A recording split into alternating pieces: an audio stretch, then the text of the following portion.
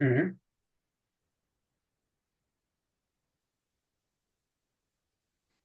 YouTube.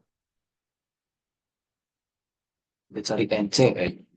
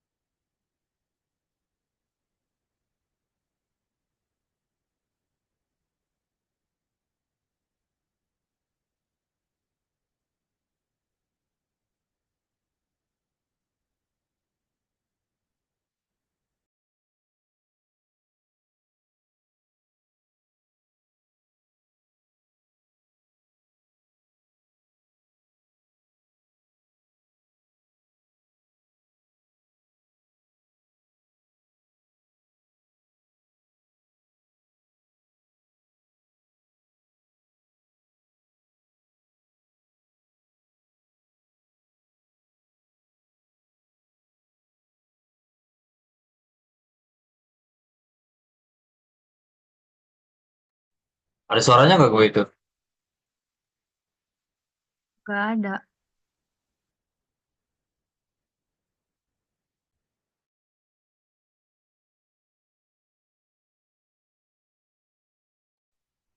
Nggak tahu, biar ada suaranya gimana?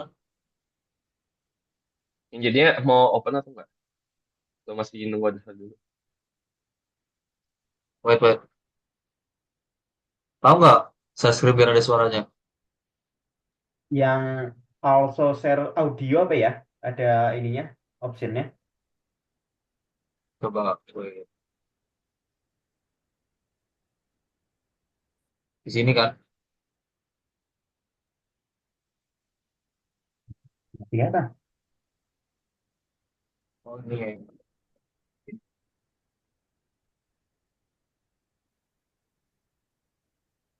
Ini nggak kelihatan deh. Nah, ini ada. Gak ada, Ki. Ya mantap. Oh, Ya, oh, aku oh, open ya, open aku open saja. ya. Oke, aku open sekarang. Oke.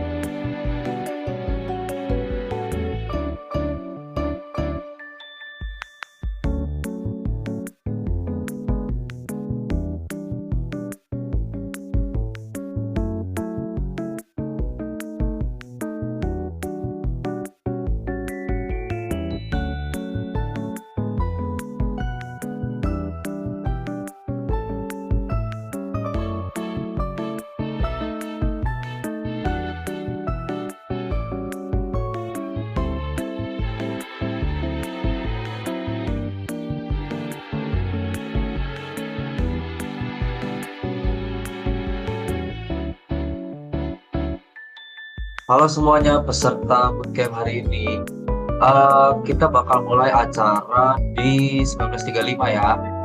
Kalau kalian mau pakai video background, kalian boleh cek link yang ada di room chat. Terima kasih.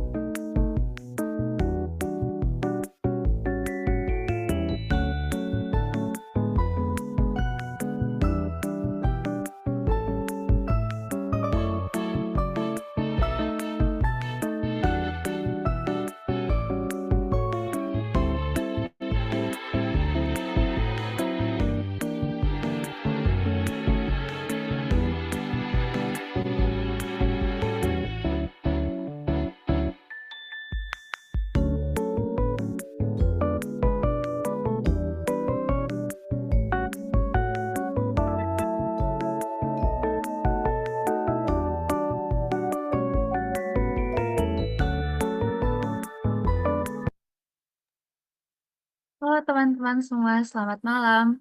Perkenalkan, nama aku Cynthia Sofi Yupasa, biasa dipanggil Cynthia sebagai mentor.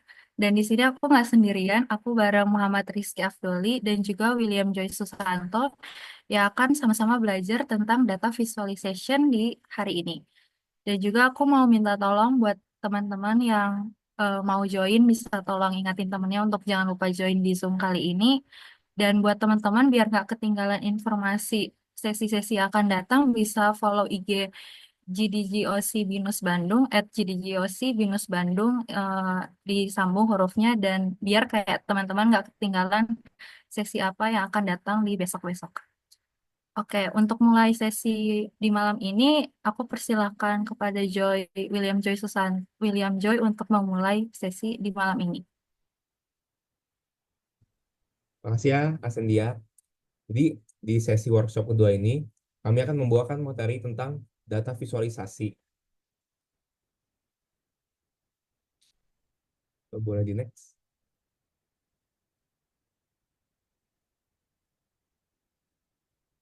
Jadi, apa aja sih yang bakal kita pelajari di sesi ini? Yang pertama itu adalah garis besar pengertian data visualisasi ya. Lalu ada penggunaan library Matplotlib buat visualisasi. Lalu selanjutnya, ada penggunaan buat library Seaborn buat visualisasi yang lebih advance, serta praktek terbaik buat data storytelling.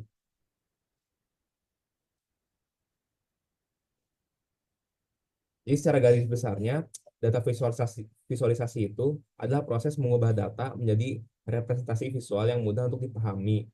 Contohnya itu, ketika kita diminta untuk memberikan visualisasi pada penjualan pada bulan ini.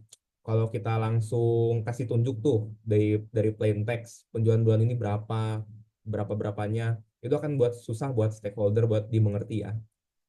Kita ini dapat melakukan data visualisasi dengan library Matplotlib, Seaborn, Plotly, dan ggplot untuk RStudio ya. Tapi hari kita akan menjelaskan Matplotlib dan Seaborn aja.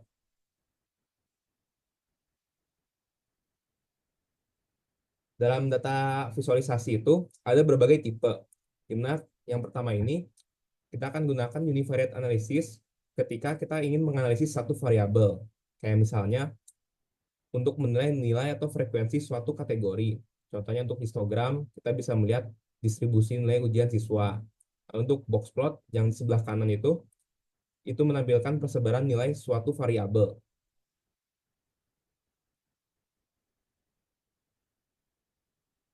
Selanjutnya, ada bivariate analysis, di mana kita akan menggunakan ini kalau kita ingin melihat hubungan antara dua variabel. Contohnya yang sebelah kiri itu adalah scatter plot, di mana kita akan mengamati hubungan antara tinggi badan dan berat badan misalnya. Lalu yang sebelah, ini kita biasa lihat-lihat ya, ini namanya line plot. Kita ini contohnya bisa menggunakan buat melihat tren harga saham dari waktu ke waktu. Yang terakhir ini ada multivariate analysis. Kita akan menggunakan ini kalau kita ingin menganalisis lebih dari dua variabel secara bersamaan. Contohnya untuk heat map, di mana dalam heat map ini kita akan menunjukkan korelasi antara beberapa variabel dalam dataset. Lalu untuk yang sebelah kanannya, itu adalah contoh dari pair plot, di mana kita bisa melihat hubungan dari banyak variabel sekaligus dalam satu grafik.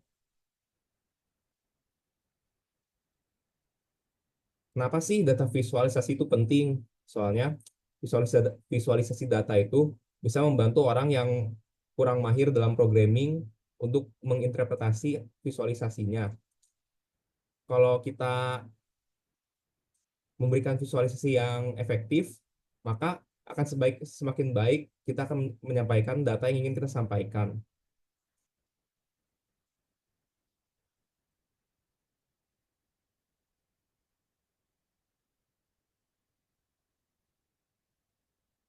Selanjutnya akan dilanjutkan oleh teman saya bernama Rizky. Oke, halo semuanya. Sebelumnya, thank you untuk Joy telah menjelaskan tentang overview dari data visualization. Di sini aku masih membahas teori. Nanti kita juga bakal ada hands-on dan ada game kayak Kahoot dan nanti ada sesi Q&A juga. Oke, kita lanjut ke materi ya teman-teman. Untuk Matplotlib sendiri itu adalah sebuah library visualisasi data di Python. Gunakan untuk membuat berbagai jenis grafik statis, animasi, dan interaktif. Matplotlib ini sangat fleksibel dan sering digunakan dalam analisis data serta pembuatan laporan visual. Oke, ini contoh-contoh plot yang digunakan dibuat menggunakan Matplotlib ya. Jenis-jenis plotnya tuh ada kayak line plot digunakan untuk menunjukkan tren data dari waktu ke waktu, lalu ada bar chart digunakan untuk membandingkan kategori, Lalu ada histogram digunakan untuk melihat distribusi suatu data. Lalu ada scatter plot digunakan untuk melihat hubungan antara dua variabel. Jenis-jenis plot ini punya kegunaan masing-masing berdasarkan apa informasi yang pengen kita dapat dari visualisasi tersebut. Nah, kita juga punya library Seaborn, sorry, for advanced visualization. Jadi sebenarnya Seaborn itu lanjutan apa ya, build on Matplotlib. Tapi kayak enaknya Seaborn itu, pertama, mudah digunakan dengan dataset berbasis pandas. Nah, kalau misalkan kita review di sesi kemarin, kita itu mengolah data menggunakan pandas data frame. Nah, Seaborn ini enak banget. Dimudahkan kita sebagai developer, sintaks-sintaksnya simple gitu. Lalu mendukung berbagai jenis grafik statistik yang kompleks. Nanti juga bakal ditunjukin saat hands-on, eh, grafik-grafik atau grafik-grafik apa yang bisa dihasilkan menggunakan visualisasi dari library Seaborn. Lalu warna dan gaya yang lebih menarik dibandingkan metode. Dan kalau sepernah aku pakai Seaborn itu, dia bisa interaktif juga teman-teman. Oke, best practice untuk data storytelling-nya itu, apa sih best practice dari data storytelling? Data storytelling, data itu lebih mudah dipahami jika disajikan dalam bentuk visual. Mengapa seperti itu? Kalau misalkan kita melihat data cuman kayak dari angka saja, itu susah dimengerti gitu secara cepat. Sedangkan kalau misalkan di saat misalkan di konteks bisnis, kita harus bisa menyajikan informasi itu secara tepat dan cepat gitu. Nah, makanya visualisasi itu, data visualisasi, data storytelling itu skill yang penting yang harus yang harus dimiliki oleh kita sebagai penggiat data gitu. Nah, namun visualisasi yang baik itu harus seimbang antara menarik dan informatif. Nah, kita tuh nggak boleh nih kayak misalkan visualisasinya terlalu banyak warnanya tapi nggak ada fungsinya. Nanti itu kita sebagai yang ngebaca atau melihat visualisasi data jadi pusing sendiri. Jadi nggak tahu informasi apa yang uh, ingin disampaikan gitu. Jadi nggak boleh berat di salah satu sisi, harus balance gitu. Nah, nanti kita juga bakal lihat di hands-on gimana bagusnya untuk data visualisasi. Terus terlalu sederhana atau terlalu rumit sama-sama tidak efektif. Data dan visual harus saling melengkapi, menggabungkan analisis yang kuat dengan penyampaian cerita yang menarik. Oke, ya mungkin sebelum kita masuk ke hands-on, kita bakal main count dulu kali ya. Iya, boleh. Kita mau ada mini question, jadi ada 5 soal, dan itu dari platform Kahoot. Jadi buat teman-teman bisa langsung join aja. Bentar aku share pin Kahoot-nya dulu. Eh, Masih. oke, ini udah kelihatan belum ya?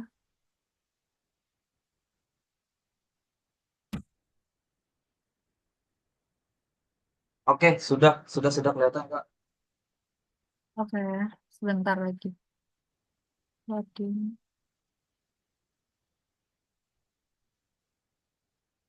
Oke teman-teman, mungkin boleh langsung join saja. Kita sebelum hands-on, enaknya review dulu teman-teman. Tadi apa aja yang disampaikan. Karena tadi teorinya ternyata singkat nih. Jadi asik juga kita sekalian review biar makin lengket gitu informasinya ya nggak sih. Yuk, Boleh. yuk, join yuk yang lain. Pinnya udah aku share juga di kolom chat Zoom ya.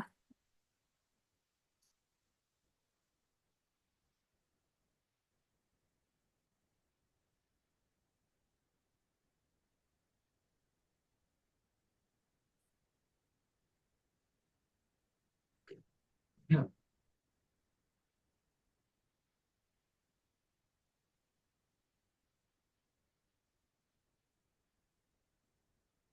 Waduh, bukan anak binus. Nggak apa-apa. Ini acara untuk publik, santai saja.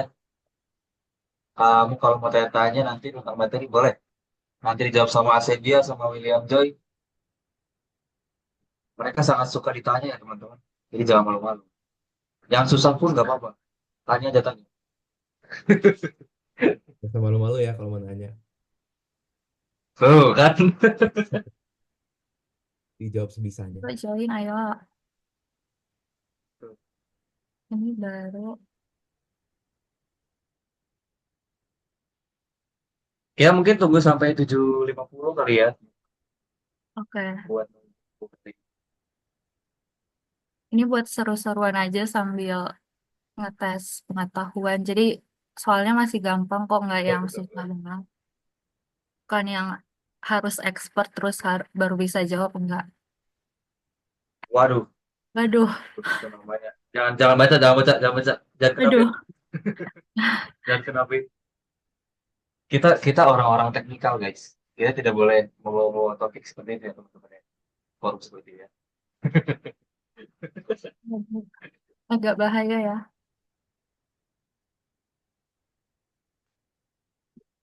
Tapi thank you loh, teman-teman semua yang udah join di sesi kali ini. Eh, aku dan teman-teman di sini mentor apresiasi kalian udah ngeluarin waktu malam-malam belajar gitu. Keren, keren, keren, keren.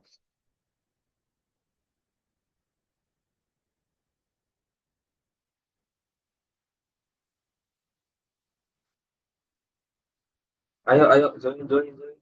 Bagusnya. Terus barangkali teman kalian ada yang mau belajar juga nih, ajakin aja nggak apa-apa sebelum masuk ke hands on.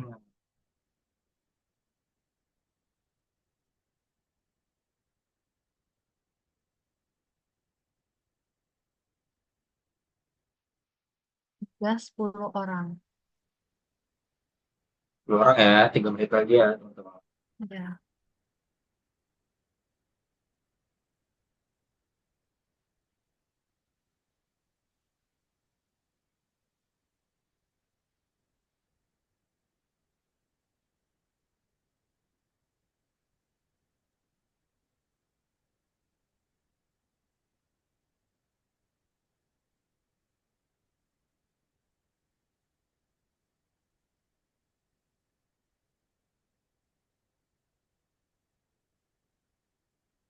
Tapi boleh di spill dulu nggak sih? Kita nanti hands on-nya bakal ada apa aja? Set, sampai kita Buat sesi teman-teman.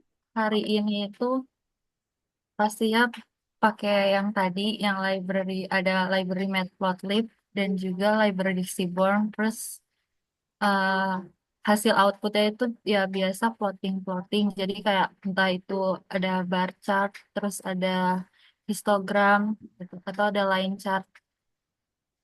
Dan kita masih pakai topik yang sama kayak sesi kemarin, jadi masih pakai dataset Titanic juga.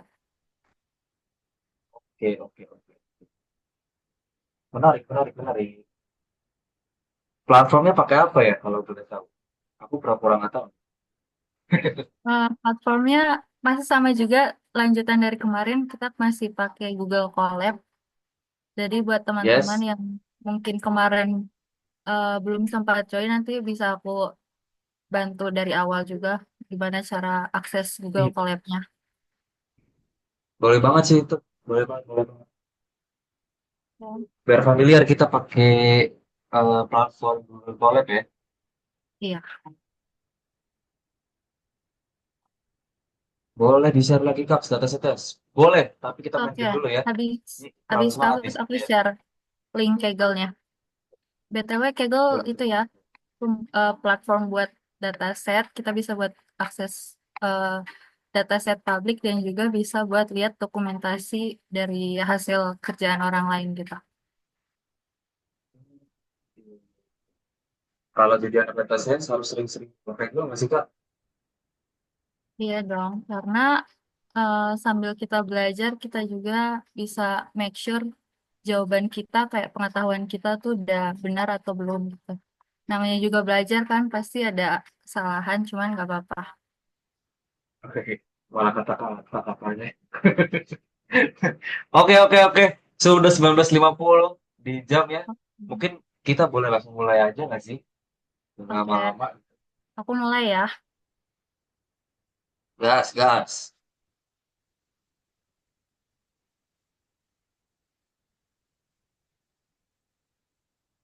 F11 aja, Sir. F11 full screen. Udah di. Udah belum? Udah aman. Hmm. Aduh, apa ini? Oke.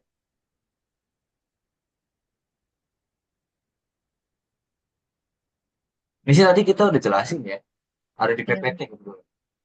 Tadi ada di slide juga. Wah, keren. Uh, Keren banget. Untuk yang jawab biru, kalian benar ya. Seperti yang tadi ada di PPT, tujuan dari data visualisasi itu menyajikan data secara visual agar lebih mudah dipahami oleh stakeholder yang membutuhkan. Kayak contoh misalkan nih, di sebuah perusahaan, eh, divisi marketing sedang butuh penjelasan data sales. Sales bulan ini itu gimana? Eh, Biar cepat dan efektif penyampaian informasinya itu bisa disajikan melalui visualisasi data dengan ya nanti banyak jenisnya tuh ada barcode, line chart buat kebutuhan-kebutuhan tertentu dengan data-data sesuai dengan visualisasinya gitu tuh.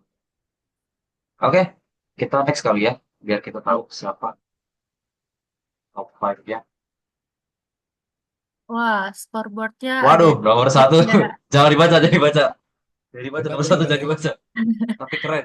Keren keren tapi Tapi keren. keren. 884 skornya. Next ya, number GG 2. game.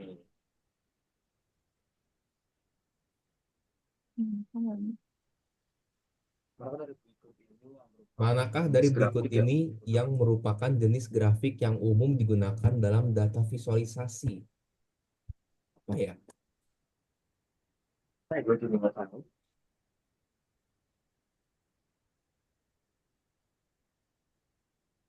Ini apa tuh jawabannya Pin? Stop Alhamdulillah benar. dong. Oh iya. Kenapa tuh histogram? Karena kalau dari opsi yang di soal ini, histogram itu yang kayak ini nih, bentuknya kayak yang di jawaban di share screen ini, bentuk UI histogram. Terus kalau Asik. pseudocode itu apa ya? Istilahnya tuh kayak eh, buat kita masuk ke coding, kita bisa buat pseudocode atau nggak Hmm? flowchart. Nah, kalau pseudocode itu Oh jadi dia lebih ke kalimatnya gitu loh, masih kalimat manusia lah ya bukan bilangnya. Logiknya itu ada bukan tadi ya. visualisasi ya jatuhnya ya. Ya, bukan Belum. Code ya itu visualisasi. ya. Ya, Oh, right, terus right. kalau binary tree itu salah satu bentuk implementasi tree gitu, ada di materi computer science. Aku lupa bentuk UI-nya itu seperti apa. Cuman nanti kayak ada pohon-pohon gini lah, kayak kiri kanan gitu. Dan itu tuh bukan Hmm. digunakan dalam data visualization. Sama ADA halnya, itu ADA algorithm. ya, sama halnya juga dengan tabel pivot. Jadi jawaban yang benar yaitu histogram. Oke. Nah, dari kalian melihat UI Kaut aja kelihatan kan kalau kita tahu nih data misalkan yang jawab 6 siapa, yang paling banyak yang mana gitu. Nah, itu contoh salah satu implementasi data visualisasi. Oke, mungkin di next aja Kak. Next. Wah, Waduh, turun tuh yang itu. Nggak mau sebut. oke. Kita lanjut nomor 3 ya. Library mana? Wah, ini tadi dijelasin ya. Aku baru aku ngomongin deh tadi ya. Tadi Iya, sempat sering di-mention sama mentor-mentor kita nih.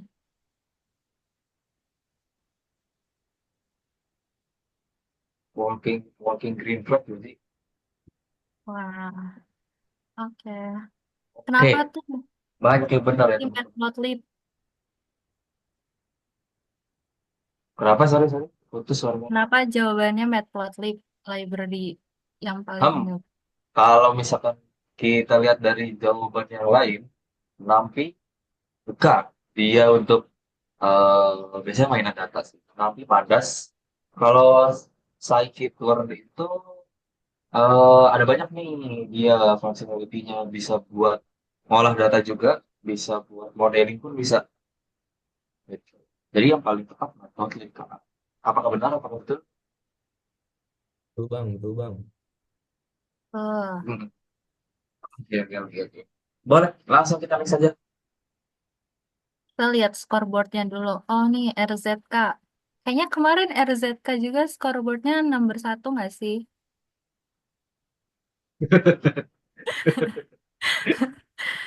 Ini Oke. kita, ini gue fair ya, gue belum baca soal guys. Iya, benar. Sumpah, sumpah. Aku senang.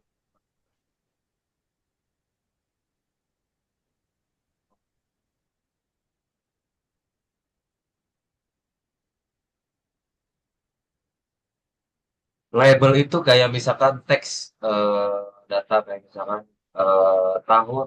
Gitu. Wih, bener semua gokil loh. Wah, Udah kayak siap banget nih hari ini, udah siap banget nih. udah siap jadi Master Data Science. Nah, kalau bener semua nggak usah jelasin lah. Nah, Kak Jo bisa jelasin nggak label itu apa sebenarnya? Iya, iya, boleh, boleh, boleh jelasin, jelasin. Ini label itu seperti kayak apa ya? Buat kategoriin data gitu sih. Kayak dikasih label ini, labelnya cewek, female dan male gitu misalnya. Itu label sih. Tahu aku. I Ya, see, I see. Biar oke. lebih jelas aja ya dari Biasanya kayak visualisasi data kita. Makanya ada label gitu. iya betul buat nandain sama mengidentifikasi ini data yang mana gitu. Hmm. Nanti juga bakal ada di hands on juga kan, cara bikin label. Oh iya dong. Iya lah. Oke, langsung di next. Mana pertanyaan? Sini, sini. Wow, Sini pertanyaan. anak binus Wah, gue nomor. kalah. Oke, next. Nomor terakhir, soal terakhir. Apa yang dimaksud dengan pie chart? Kayak adminnya lapar deh.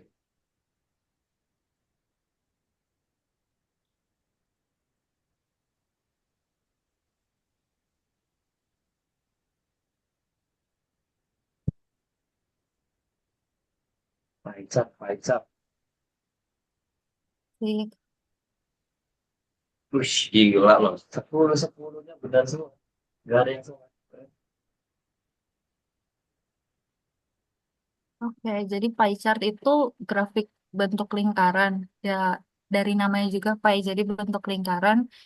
Dan itu digunakan untuk mau mau ngasih tahu insight dari datanya gitu. Jadi nanti ada dipisah-pisah kayak pizza gitu sih, ada garis pemisahnya buat misahin kategori dalam suatu data.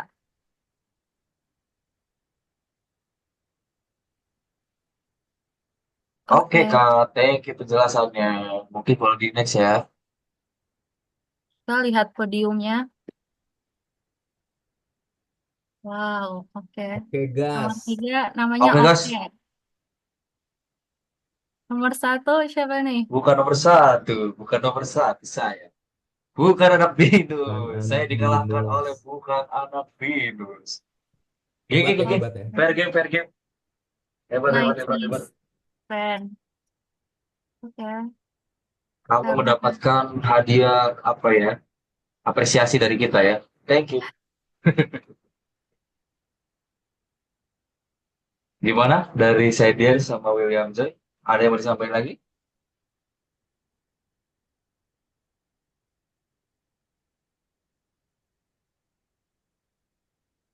Mungkin kalau nggak ada, kita mau ngajak kalian untuk Q&A dulu kali ya. Tipis-tipis aja nih sebelum kita masuk ke hands on. Kayak misalkan, Kak apa nih yang perlu disiapin? Atau kita ngobrol-ngobrol santai dulu aja gitu. boleh buat Monggo yang mau yang on mau mic, nanya. ya. Bisa on mic, bisa via chat. Ini kita cuma ngasih waktu 10 menit aja nih buat nanya-nanya.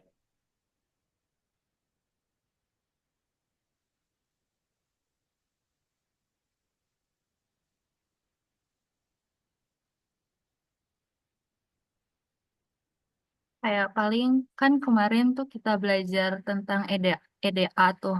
Kan kayak gimana sih cara import dataset di Google Colab. Terus kayak kira-kira dari Kak Rizky sama Kak Joy ada itunya nggak sih kayak ada kaitannya kayak oh berarti dari yang materi kemarin ada hubungannya sama materi buat di hari ini juga atau bisa dipisah-pisah gitu flow flow pengerjaannya. Kalau dari aku sih nggak bisa ya. Secara kan kalau untuk materi sesi sebelumnya itu kan data manipulasi ya, ada cleaning juga gitu. Kalau kita visualisasiin dengan data yang nggak bersih itu bakal jadi jelek visualisasinya, jadi nggak akurat gitu. Sih. Betul, aku juga setuju. Jadi memang proses materi yang kemarin sama materi hari ini sebenarnya seharusnya kita tuh berjalannya tuh barengan. Karena visualisasi data pun bisa menjadi informasi sebagai kita yang olah data nih harus membersihkan data seperti apa. Misalnya kayak kemarin nih kita pakai boxplot buat lihat persebaran data seperti apa. Apakah nilainya memiliki jarak yang sangat jauh. Biasanya kalau bukan jarak, sorry, noise yang jauh, noise yang besar gitu. Nah itu bisa kita lihat dari boxplot ataupun dari hitungan IQR ya, tapi kita lebih sukanya pakai box plot nih. Gitu guys, implementasi yang pentingnya. Hmm.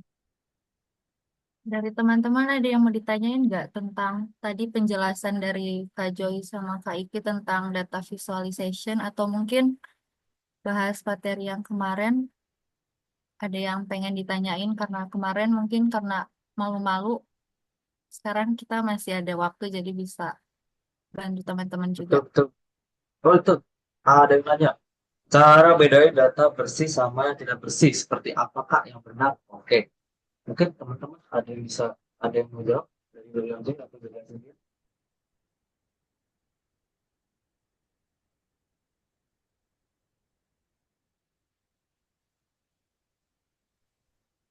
Kalau dari aku sih, data yang bersih itu biasanya itu konsisten sama lengkap juga, terus gak ada error inputnya ya, kayak misal missing value atau duplikat atau outlier, yang segala macam lah untuk yang mengandung inkonsistensi. Ya semacam itu sih ngebedainnya. Hmm, kalau misalkan data nih, dia angka, tapi saat kita cek tipe datanya, itu masih string. Itu gimana ya, Kak? Apakah sudah boleh dilakukan ke proses selanjutnya atau harus dibersihin dulu nih? Bersihin dulu sih. Hmm, harus diganti dulu ya, sesuai tipe Ya, data yang seharusnya gitu ya. betul. Oke. Ini Gimana? ada ini ada satu lagi nih Sudah, yang nanya, Matthew ya. Kak Joy, ini gimana nih step by step buat dashboard data, Kak? Terus juga apakah jika kita mempunyai dataset time series untuk visualisasinya gimana, Kak Joy? Aduh, susah juga ya nanyanya ya. waduh, Waduh, ini udah mainnya banyak end to sih. end data ya guys ya. Iya. Mungkin yang Ini pertama panjang itu nih jawabannya nih. kita bisa nentuin dulu ya tujuan dashboard sama metrik yang ingin kita tampilkan tuh apa. Terus selanjutnya ya, Yap, kayak biasa yap, yap. kita bisa mengumpulkan dan membersihkan datanya dulu yang akan kita gunakan. Lalu kita akan pilih platformnya kayak library-nya gitu. Lalu kita bisa rancang si Hmm, layout dashboardnya sesuai dengan elemen visual yang kita ingin pakai. Lalu kalau datasetnya kayak time series itu kita akan menggunakan grafik garis gitu atau apa ya namanya area chart kalau nggak salah buat ngambilin tren waktu. lancar ya. Betul. Kalau line chart bisa nggak ya? Harusnya bisa sih. Simply line chart, ya kan? Harusnya Bisa bisa. juga kan? Bisa juga. Lalu, lalu Yes. yang terakhir kita tinggal integrasiin aja sih si semua komponen yang udah kita bikin sebelumnya. Hmm. Kalau dari aku ya, untuk step by step buat dashboard data nih, karena aku sekarang perlu data engineer, jadi aku lebih paham di step-step yang paling awal tuh, kayak misalkan dari pengumpulan data atau ingestion data, misalkan kita pengen buat data dashboard untuk apa ya, untuk sales bulan ini deh. Nah, sales bulan ini tuh datanya banyak nih. dia punya banyak source company ini kayak misalkan dari spreadsheet kah, dari sebuah service websitenya kah, dari file-file kayak misalkan tadi Excel yang ada di yang punya divisi marketing atau apapun. Nah, itu kita kumpulin dalam sebuah satu storage. Nah, setelah masuk ke sebuah satu storage, kalian bisa pakai service. Sekarang itu banyak ya servisnya, kayak misalkan Google Cloud Storage, kalau misalkan AWS itu S3, lalu eh, data itu nanti masuk diproses, dirapikan, di cleaning juga melalui ke ini ke BigQuery. Nah, setelah BigQuery, tim lain akan mengambil data tersebut menjadi dashboard ya. Gitu sih untuk end to end-nya, yang simpelnya gitu. Gimana? Mungkin udah menjawab ya, cukup ya, udah lengkap tuh.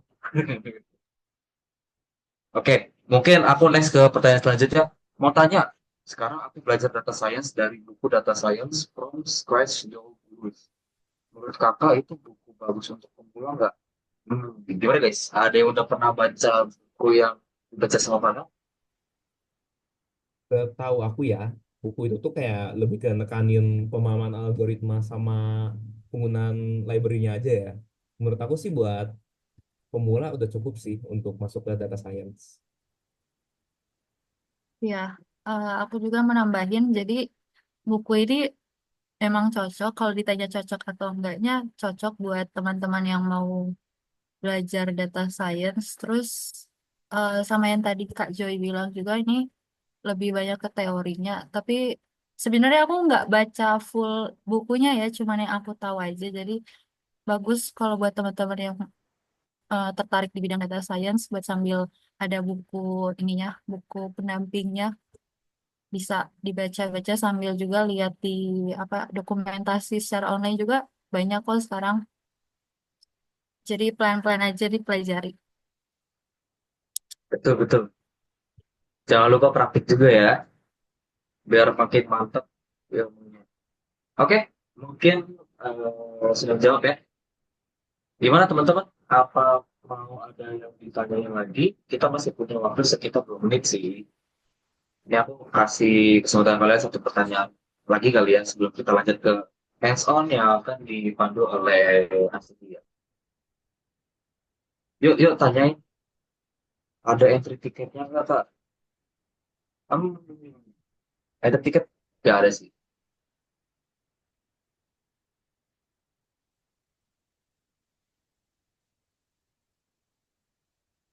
Ayo, ayo. Barangkali masih ada yang kepo nih tentang technical data scientist. Atau ya udah tanya-tanya yang simpel-simpel aja, nggak usah yang berat-berat. Gitu. Nanti kalau mau berat-berat lagi nih, nanti ada sesinya lagi teman-teman.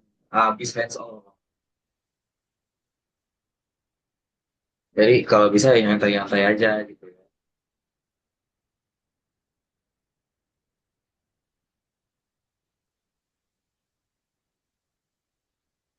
Kalau mungkin ada yang masih kurang jelas, tanyain aja guys, jangan malu-malu.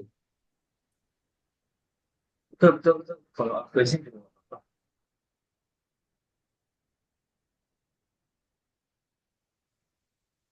Kalau Kak Joy, kalau sebagai data analis, tanggung jawabnya apa sekarang? Kalau di data. Kalau aku sebagai data analyst ya, sekarang itu saya biasanya nge-handle data request ya di BigQuery gitu. Kalau misalnya nih ada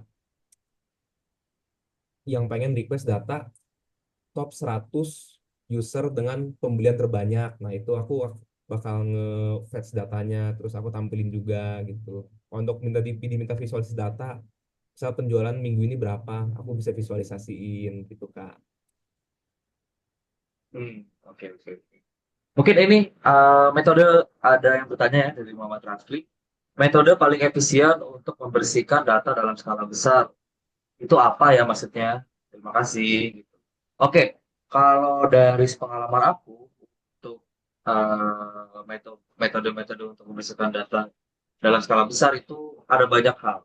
Kayak misalkan kita bisa pakai teknik batch processing ataupun kita bisa menggunakan teknologi yang lebih lebih support untuk data yang besar. Misalkan kita pakai bantuan eh, environment Python, tapi kita juga dibantu sama eh, Scala. Nah, itu biasanya kalau misalkan udah besar banget dan butuh data yang ini aku asum aja besar itu dari eh, konteksnya size ya. Nah, itu bisa dilakukan teknik-teknik sama teknologi-teknologi yang emang dibuat untuk big data processing.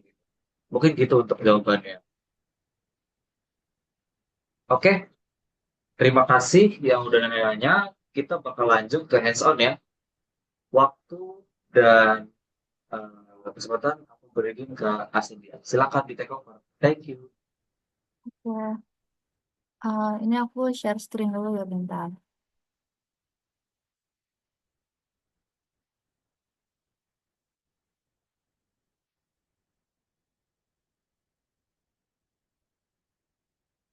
Ya, kelihatan belum ya? Ya. Aman, aman, aman. Ini aku mau kirim link Kaggle dataset yang bakal kita pakai. Ya. Yang pertama, teman-teman bisa akses Google Colab dulu. Ini colab.research.google.com. Terus untuk tampilannya sama kayak gini. Nanti ada option untuk notebooknya. Kita pakai Jupyter Notebook.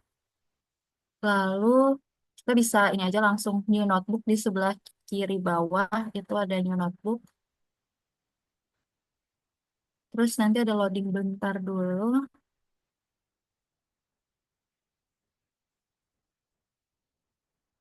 Oke. Jadi kalau untuk teman-teman yang kemarin belum sempat hadir, untuk cara buka notebooknya kayak tadi udah akses Google Colab, terus nanti langsung klik New Notebook, lalu ada tampilan seperti ini. Nah ini buat datasetnya teman-teman bisa langsung download aja. Jadi aku pakai yang train.csv ini downloadnya bisa dari yang sini aja. Download.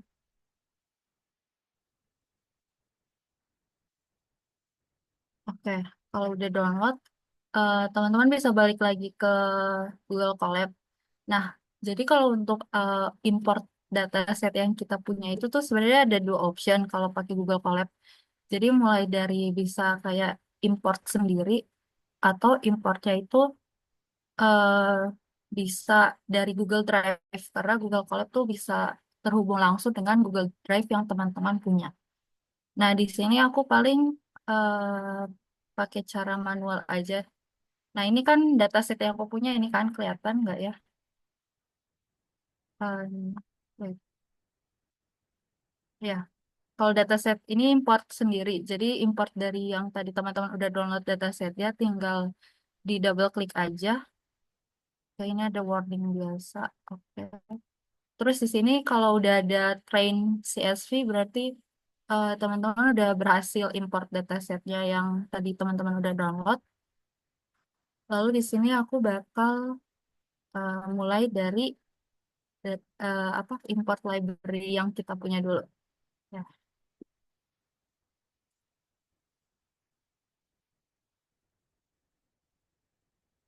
Ya teman-teman kalau misalnya eh, aku kecepatan bisa tolong di chat aja ya.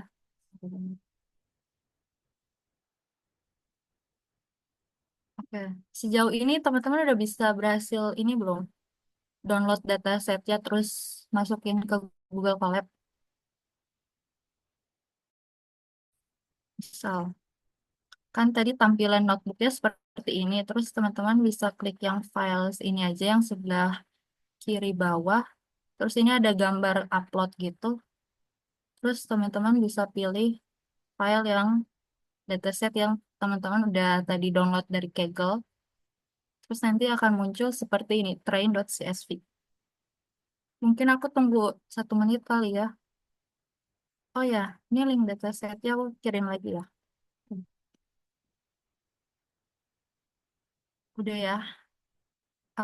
Aku tunggu 2 menit deh buat teman-teman yang mau download dataset terus akses Google Colab-nya.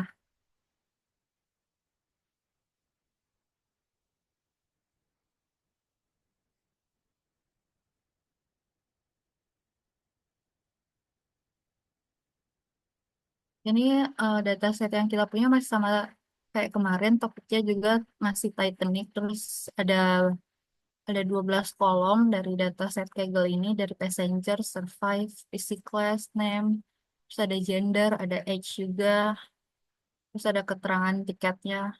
Oh, itu bisa, sorry, nggak bisa lihat.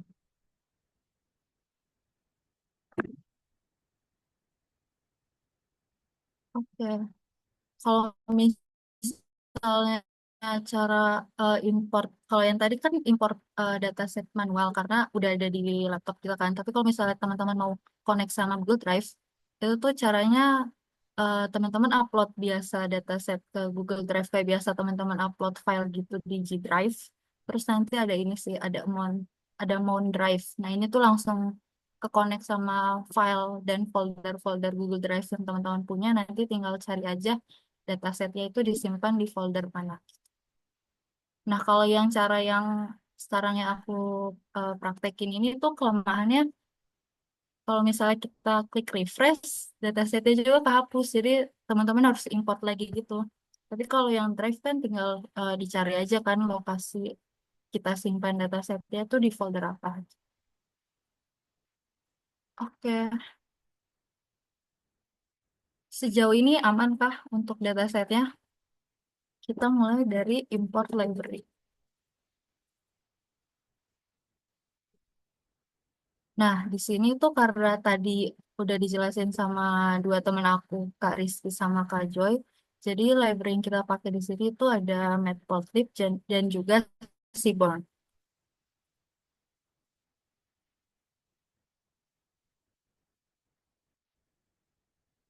Sebentar guys, aku kayaknya nggak, kalau nggak.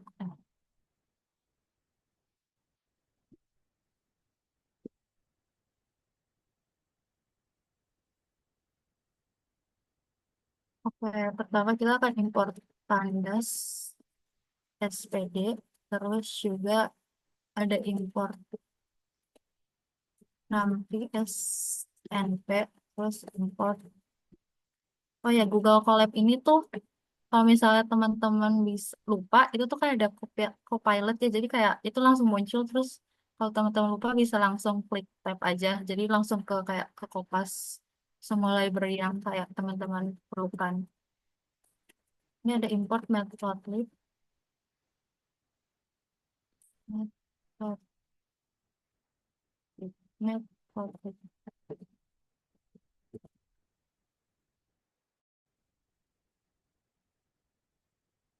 matplotlib.pyplot, matplotlib. Oke, ini kita coba run dulu. Oh ya, kadang aku juga tuh pakai runtime-nya bisa kayak bisa disetting gitu pakai yang GPU biar lebih cepat sih, kalau aku rasa lebih cepat pakai GPU daripada CPU. Dan ini Google Colab kan gratis, jadi teman-teman bisa akses kapan aja tanpa harus kena biaya gitu. Ini kita tadi loading ulang library-nya ya.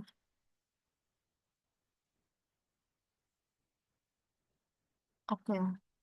Nah, kalau udah berhasil, aku mau jelasin dikit. Jadi kalau import library Pandas itu, jadi dia buat manipulasi data biar nanti diubah ke kayak data frame. Terus kalau nanti itu ya perhitungan apa numeriknya. Terus kalau matplotlib.pyplot itu buat grafiknya. Terus Seaborn juga sama, salah satu library-nya juga buat visualisasi data.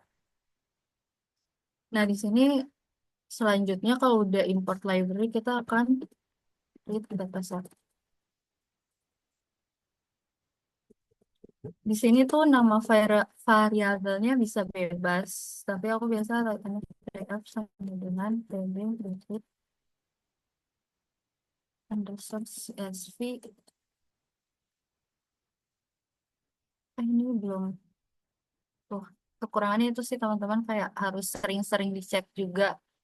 Malah takutnya nanti dataset yang kita punya tuh belum ada, jadinya malah nanti error. Oh, train.csv terus eh kalau udah read dataset ini kayak mau baca dataset yang kita punya.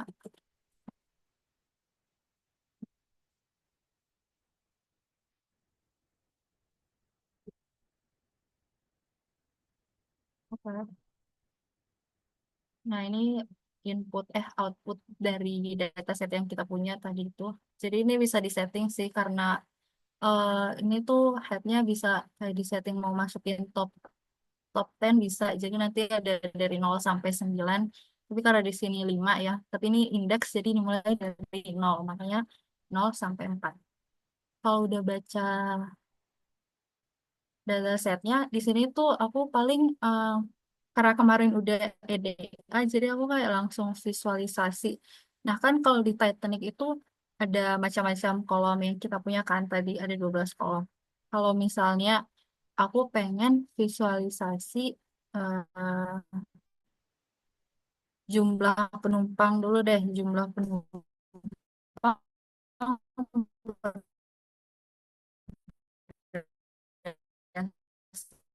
berdasarkan jenis kelamin.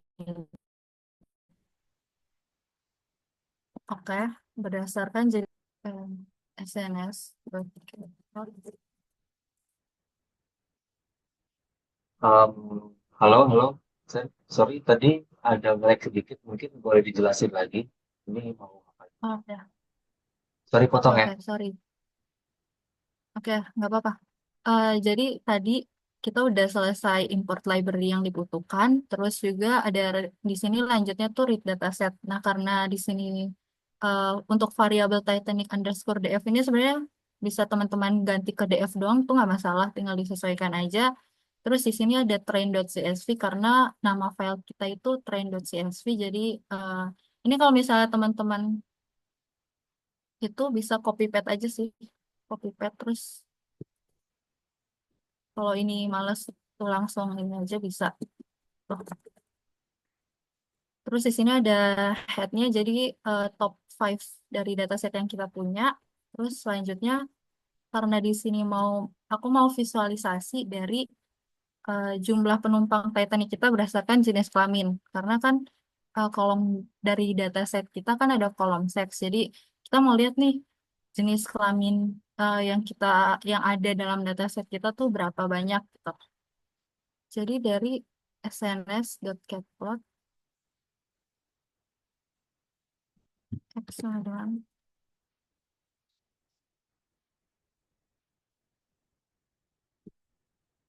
berarti sama dengan Titanic Titanic.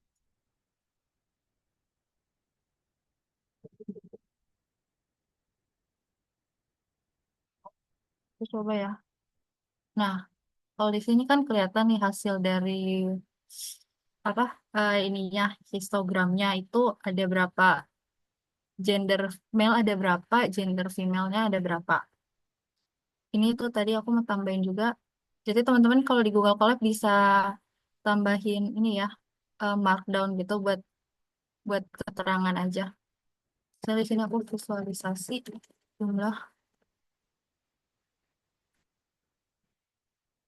penumpang berdasarkan gender. Oke.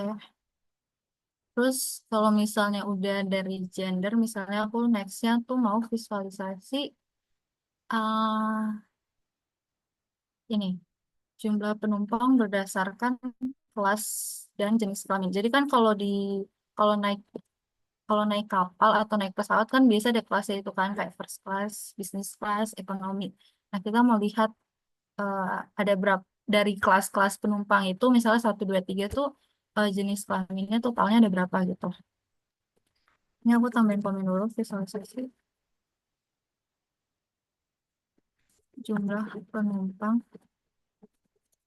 berdasarkan gender dan pas.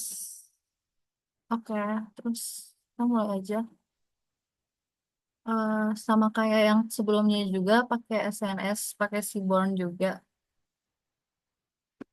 Jadi kalau teman-teman mau cepet ini tinggal kopas aja sih, karena masih sama kaitannya.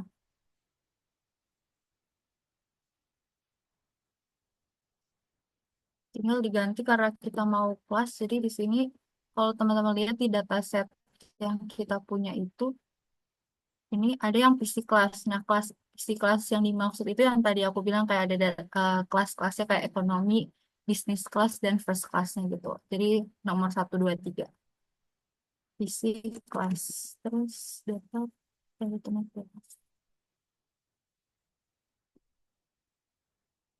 ini view sama dengan size. Oke,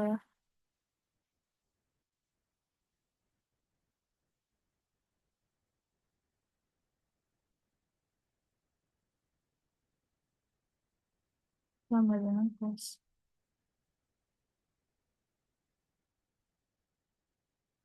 Oh, ini aku lupa koma. Sorry ya. Sorry, sorry.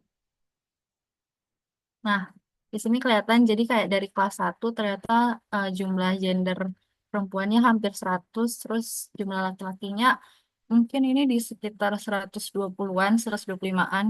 Dan dari hasil ini tuh gender laki-laki tuh paling banyak ada di kelas ketiga nih, hampir 350 ya.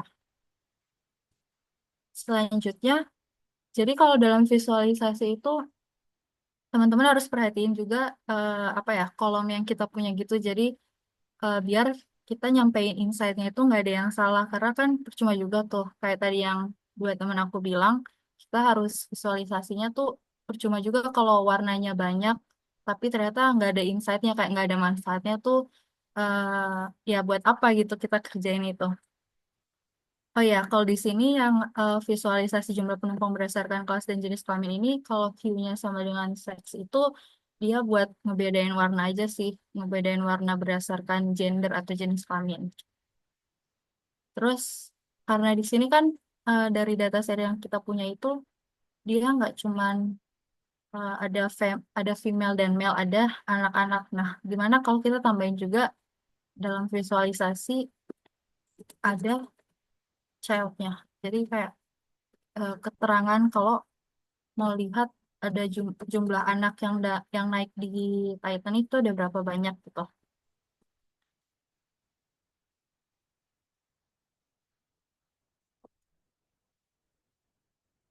Kalau di sini tuh aku bikin kolom baru ya. Jadi nanti ada kolom baru yang aku buat. Titan ini.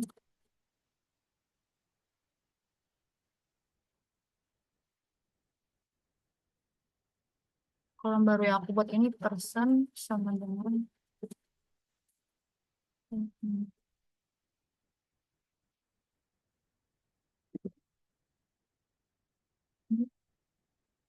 hmm, blog.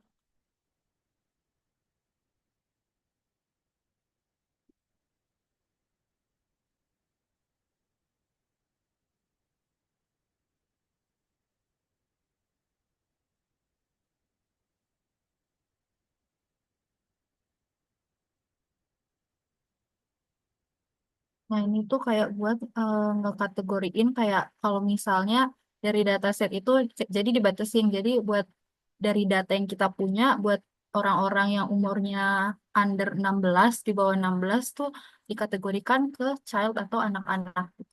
Jadi kalau di atas 16 ya kategorinya persen gitu. Buat teman-teman sejauh ini aman nggak? Aku kalau kecepatan bisa tolong di remind aja.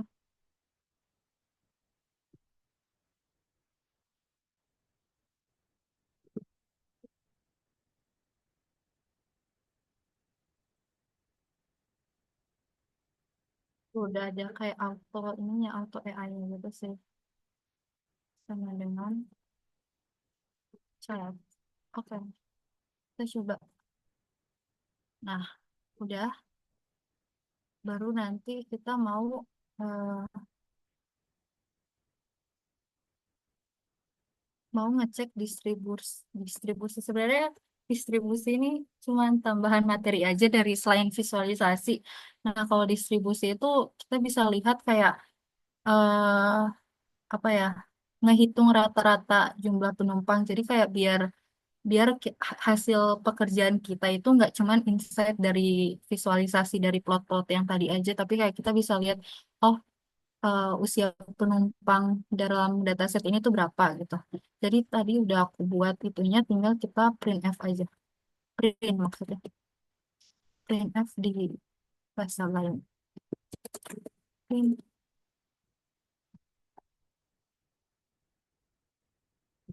person.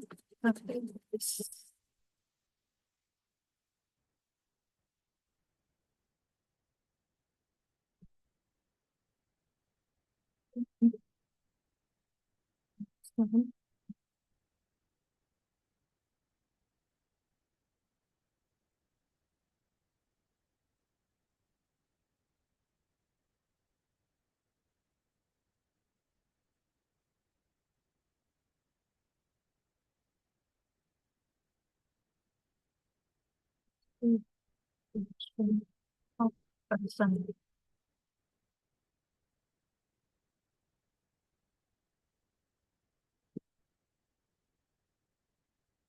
Itu kok person.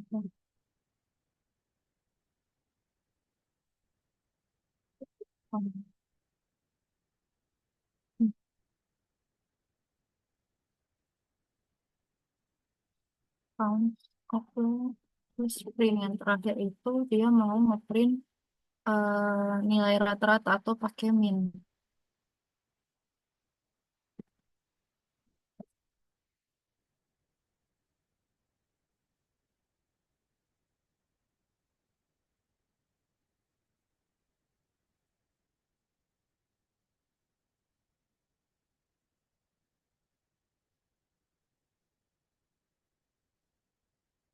Hmm.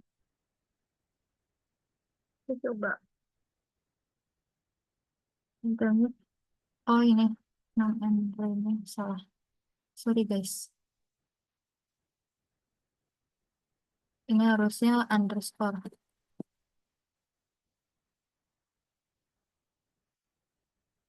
Series object has no attribute value counts.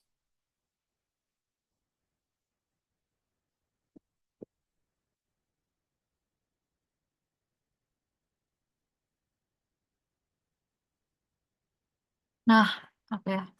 Ini agak nggak rapih. Kalau teman-teman rapihin bisa kayak tambahin garis-garis gitu. Jadi dibikin dalam tabel. Jadi di sini bisa kelihatan kalau hasil rata-rata umur dalam dataset yang kita punya ini 29 di angka 29,69 atau 29,7. Terus selanjutnya aku pengen visualisasi distribusi person berdasarkan kelas. Sama kayak tadi juga pakai Seaborn. Sejauh ini teman-teman ada pertanyaan nggak? Jadi kalau visualisasi ini karena library-nya udah ada di Python, jadi teman-teman kayak bisa sambil lihat dokumentasi juga pakai dari apa link Matplotlib atau enggak link dari Seaborn itu. Coba ya kita buka. Itu kayak macam-macam plot dan juga ada penjelasan gimana cara pakai codingannya tuh dengan jelas. Visualisasi. Ini nextnya visualisasi. Nah,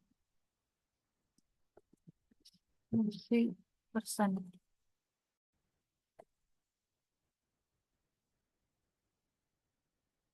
berdasarkan kelas.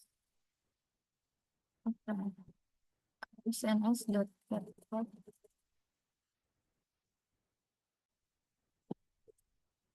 sama dengan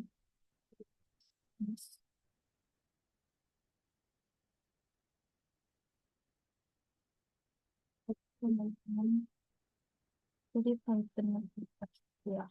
Ini underscore details.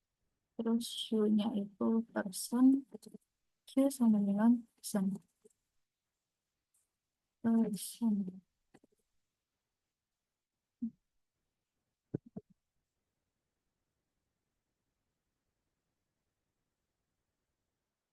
Nah, ini kelihatan kalau hasil dari visualisasi distribusi persen. Kan tadi kita udah lihat distribusi persen.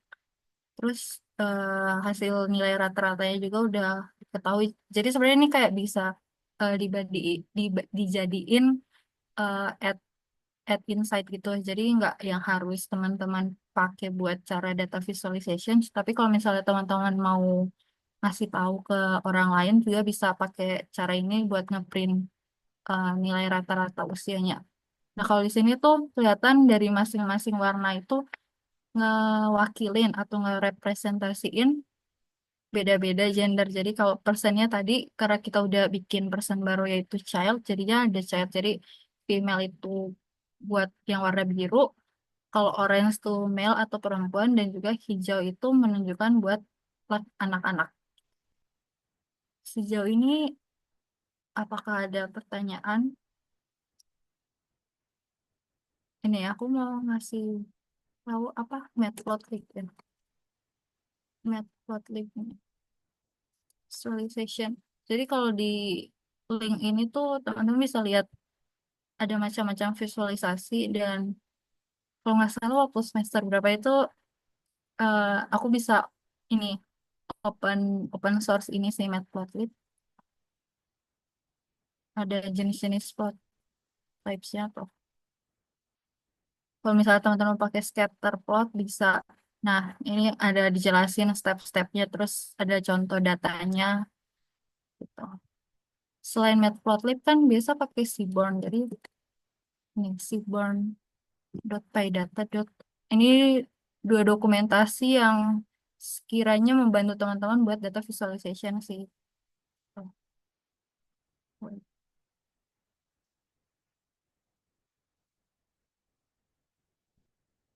Ini kan ada macam-macam, ada plotting mulai dari apa scatter plotnya, line plotnya, terus categorical datanya gimana. Nah ini juga sampai ada multiplot kalau teman-teman pengen belajar atau coba-coba. Karena sejujurnya kalau data science harus sering-sering coba ya. Nah ini ada beberapa contoh gambaran plot-plot dari Seaborn itu. Dan yang biasa sering dipakai kalau di Seaborn itu ini sih pair plot, ya, cluster map. Ini kalau untuk penggunaan plot itu sebenarnya sesuai dengan dataset yang teman-teman punya. Jadi kayak nggak bisa kalau yang kayak tadi misalnya time series ya. Kan tadi ada yang nanya tentang time series. Kan nggak bisa kalau time series terus kita malah pakai box plot. Nah itu kan kayak nggak nyambung kan. Kayak insight yang kita dapetin juga tuh bakal susah. Makanya biasa time series tuh pakai line chart gitu gitu. Oke.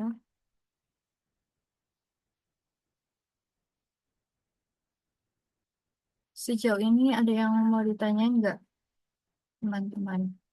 Aku kecepatan. Nah, kan kalau misal dalam data tuh biasa kolom-kolom yang penting tuh usia, tadi gender, terus juga kayak distribusi itu opsional, tapi ada yang kayak kelas karena kita datasetnya tentang Titanic ya, ya kelas. Nah, di sini kayak aku mau nunjukin buat histogram dari usia, usia yang kita punya, usia yang dataset kita punya. Ini aku tambahin markdown dulu visualisasi. Age. Nah, sama kayak tadi juga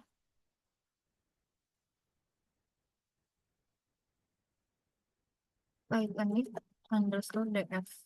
Titanic underscore DF. Teman-teman bisa ganti ke kayak DF doang bisa, data doang bisa gitu. His itu buat menunjukkan kalau kita bakal hasil output yang kita pengen tuh dalam bentuk histogram gitu. Hmm.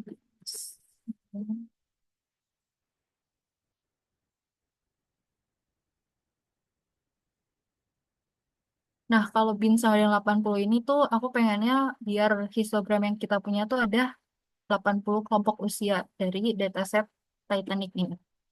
Kita coba aja. Nah, ini bentuknya. Eh kalau buat cara ngerannya, ngerun di collab tuh aku biasanya kalau cara cepatnya shift dot enter ya, jadi kayak langsung gitu. Tapi kalau teman-teman mau klik manual yang di kiri ini juga nggak apa-apa.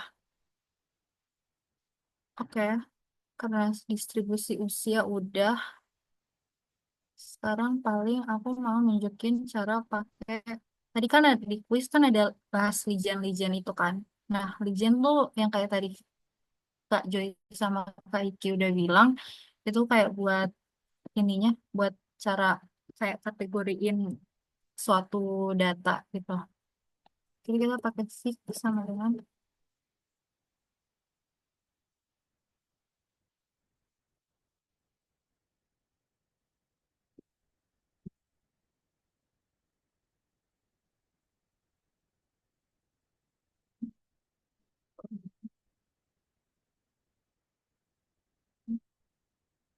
ya, itu sama dengan gender.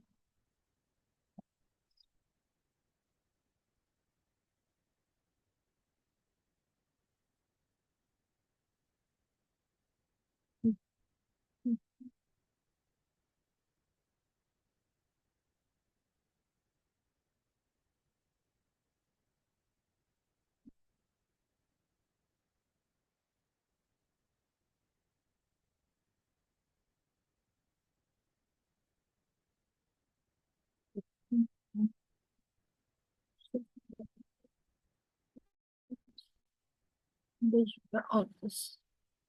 Coba pada baru autos sama dengan Python. Python.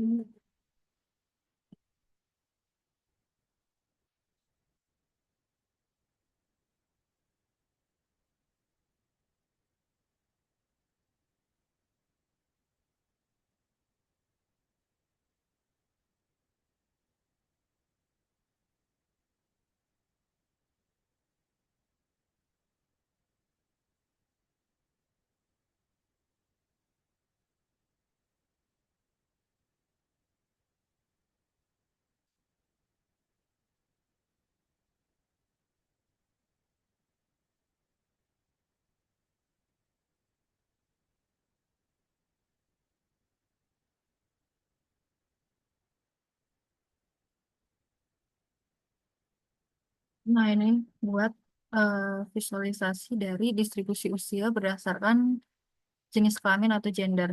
Nah, kalau di sini itu yang sns.kdepot itu sebenarnya buat gambar di distribusi usia yang kita punya tadi, karena tadi udah di kategori dibatasin jadi 80 kelompok, jadinya hasilnya juga seperti itu. Nih, makanya sampai 80 kan H-nya besarnya gitu. Terus eh ya itu. Jadi kalau Lijen itu misalnya nih, biasa kalau di Lijen itu ada sumbu X dan sumbu X kan yang ke samping nih. Dan sumbu Y kan ke bawah. Nah, kalau sumbu Lijen itu biasa yang H ini sama yang kalau density itu bisa diatur untuk Lijennya gitu. Sejauh ini apakah ada pertanyaan atau ada kelewatan? Ya aku tadi lupa di mana gitu.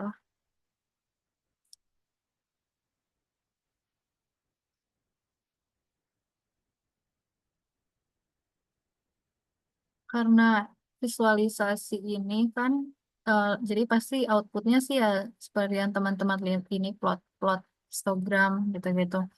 Tapi kalau misalnya yang kemarin itu yang tentang EDA itu kan apa lebih ke cara kita untuk nyiapin data sebelum diproses ke dalam analisa.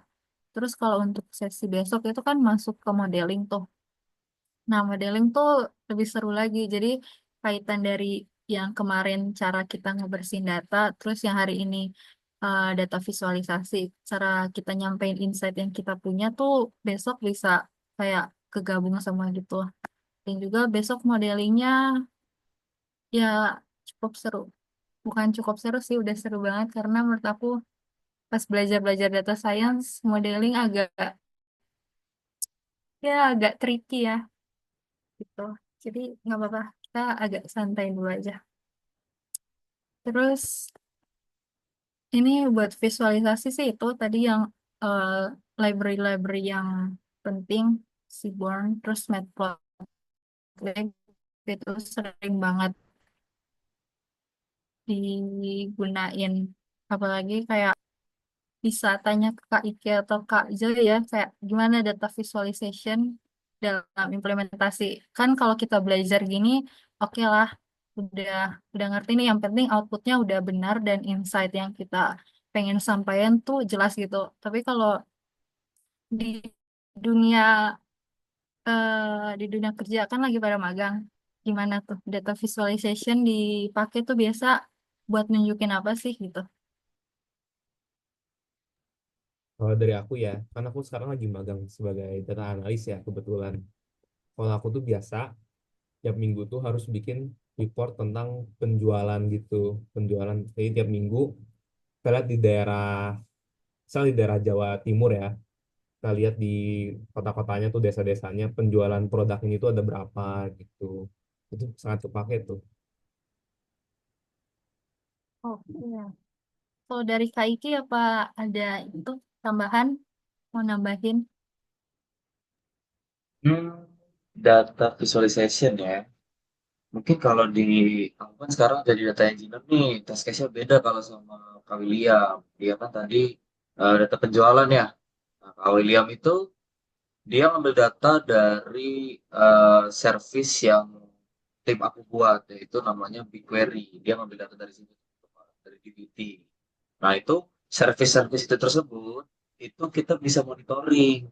Misalkan service tersebut apakah berjalan dengan baik dengan rentang waktu misalkan 1 hari ini, apakah sistem kita berjalan dengan baik. Nah, itu bisa dilihat dengan visualisasi data dari resource memorinya, dari misalkan tim mana aja nih yang pakai itu bisa didapatkan dari UI Google Cloud-nya ada. Nah, itu mirip-mirip kayak gini nih visualisasi datanya.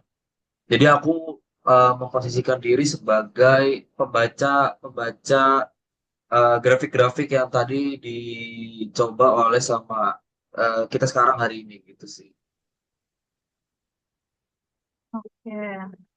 Jadi emang data visualization tuh yang tadi tergantung case-nya gimana, tinggal tinggal diperhatikan aja karena itu penting juga ya. Jadi kayak nggak sembarangan karena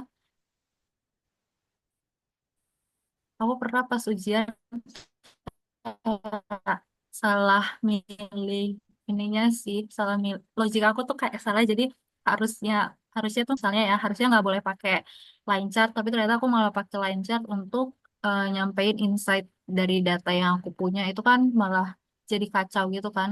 Dan itu ngaruh buat UI yang teman-teman punya ini, UI si plotnya ini tuh. Apakah ada pertanyaan dari teman-teman semua?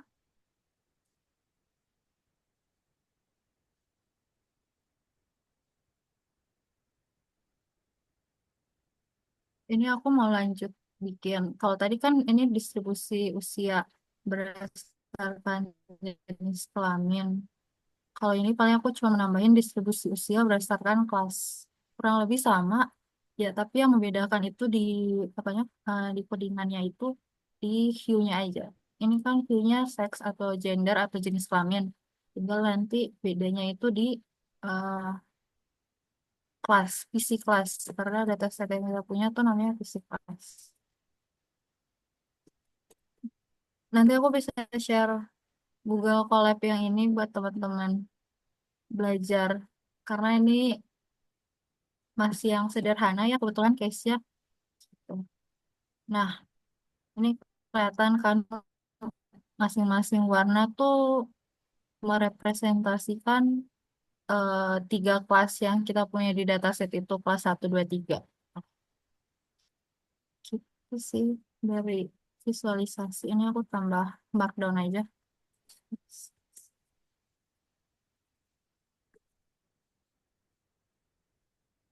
Berdasarkan age.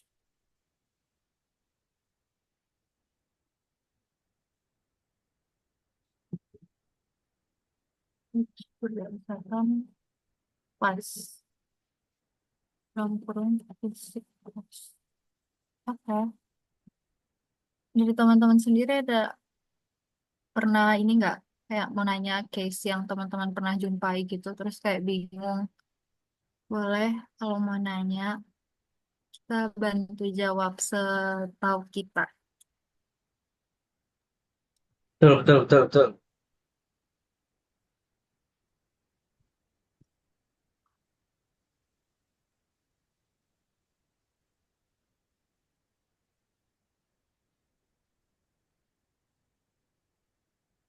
Tapi kalau Ini dulu aku ya. pengen nanya nih, Sen. Search. Aku mau nanya. Mm-mm. Mungkin boleh kasih tahu kali ya, kesimpulan dari visualisasinya ada apa aja. Review ulang lagi aja, nggak apa-apa.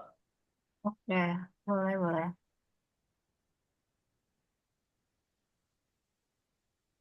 Ini aku review dikit dari output yang kita punya dulu ya, nanti baru jawab pertanyaan dari Nioni. Nah, kalau tadi itu kan udah import library. Di sini tuh library yang masih eh, apa ya, yang famous digunakan untuk visualization tuh yang tadi ada si burn set ini biar kita tahu nih dari kolom yang kita punya tuh kita mau ngasih insight apa sih kayak kita mau ngasih tahu orang lain tuh informasi apa gitu. Nah, kalau yang dari sini itu aku mau ngasih tahu kalau jumlah penumpang dari dataset Titanic ini berdasarkan gender. Jadi jumlahnya tuh ada berapa? Misalnya dari male ini hampir mendekati 600. Kemudian untuk female itu di angka 300-an gitu. Terus selanjutnya di sini aku pengen ngasih tahu juga jumlah penumpang berdasarkan gender dan kelas. Nah, kalau tadi kan apa kelas itu kan aku review dikit kelas itu tadi kalau mau naik pesawat itu kan ada kayak bisnis kelas, ekonomi kelas dan gitu-gitu kan. Nah, kalau di dataset yang kita punya juga itu ada namanya kolom PC kelas. Jadi dikategoriin di angka 1, 2, 3. Jadi kalau bisa dilihat di sini untuk jenis kelamin male itu atau laki-laki itu warna orange. Nah, di sini bisa dilihat kalau di kelas 3 itu yang paling banyak itu jenis kelamin laki-laki. Sedangkan yang perempuan atau jenis kelamin perempuan itu lebih banyak di kelas yang ketiga gitu. Nah, di sini aku nambahin variabel baru jadi child. Jadi kalau misalnya dari dataset yang kita punya itu kita buat lagi kalau di bawah umur 16 itu dikategorikan anak-anak atau child gitu. Terus sini juga ada aku cuma ngecek di perhitungan nilai rata-rata dari seluruh dataset yang kita punya, nilai rata-rata usia itu tuh di angka ini 29,69 atau ya 29,7 kalau pembulatan ke atas. Dan juga ini distribusi persen. Karena tadi kita udah nentuin ininya apa kategori persen dan childnya udah kita buat baru, jadi kayak mau ditambahin juga biar kita bisa lihat kira-kira jumlah penumpang anak-anak di kelas 1, 2, 3 itu ada berapa. Nah, kalau bisa dilihat di sini mungkin di kelas 1 itu ada di mungkin bilang di angka 10. Terus di kelas 2 itu untuk anak-anak ada di angka 20. Dan juga yang paling banyak itu di kelas ketiga. Ini hampir 60 ya. Iya, mendekati 60. Dan juga di sini ada, kalau mau lihat hasil histogram dari kelompok usia.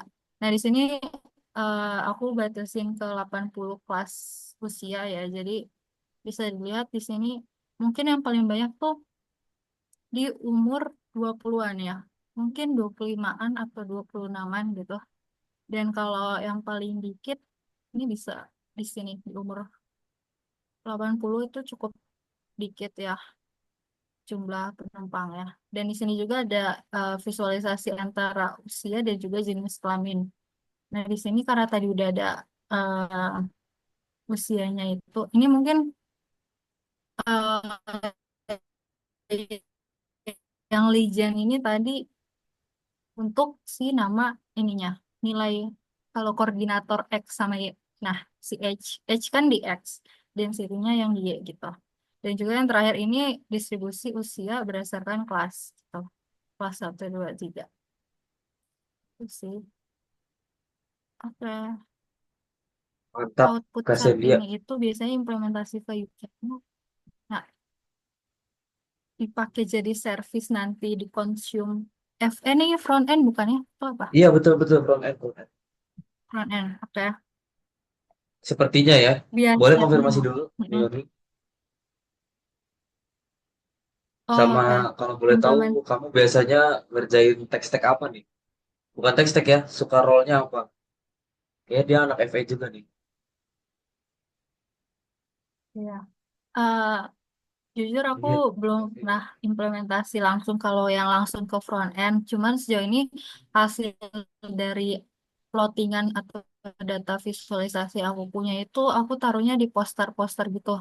Jadi biasa kalau teman-teman lihat ada apa ya, kalau yang di Indo tuh ada lomba data update data Satria atau Satria Data. Nah, itu tuh biasa mereka pakai ini kan hasil plottingan ini untuk dipakai maksudnya di dalam bentuk jadi dari sini dikopas ke dalam bentuk poster karena kan kalau di sini kan buat orang awam kan udah keburu pusing ya kayak bacanya ini maksudnya gimana tapi kan kalau dengan poster kan bisa ada tambahan kalimat jadi dengan kalimat penjelasan tuh orang bisa lebih ngerti maksud dari kita ngerjain ini tuh apa aja boleh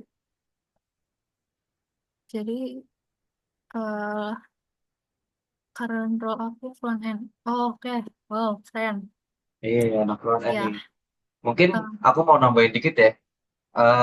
Kalau di sesi kita ini, konteksnya visualisasi datanya itu lebih ke arah buat, pertama dong data science. Mungkin kamu kepo ya, gimana sih implementasinya visualisasi data ini, misalkan user apa yang menggunakan, misalkan di case seperti ini, seperti yang Kak William Joy ini, dia itu punya responsibility untuk memberikan visualisasi data weekly report sales kepada user yang membutuhkan, misalkan user dari divisi marketing. Itu bisa ya Kak William ya? Betul.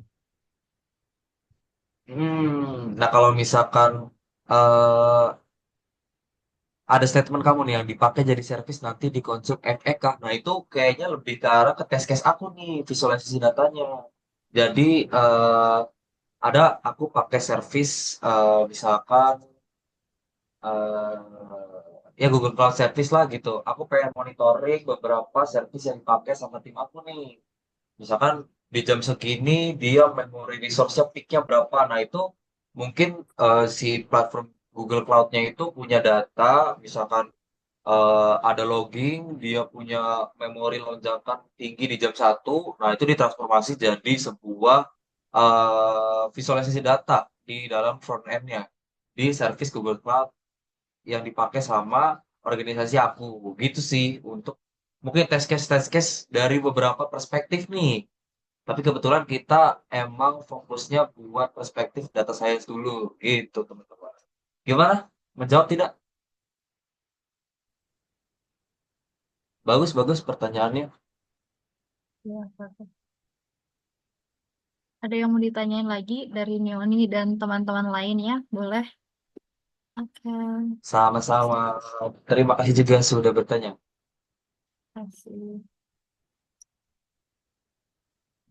Ayo tanya-tanya aja guys. Kita ini sudah masuk ke sesi Q&A ya.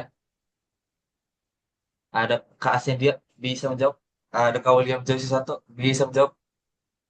Ya, ada Karisti juga yang bisa bantu jelasin ke teman-teman. Asik. Bisa bisa kalau tahu. Kalau nggak tahu, tolong cover. Aku hanya manusia bisa biasa semester semester 6.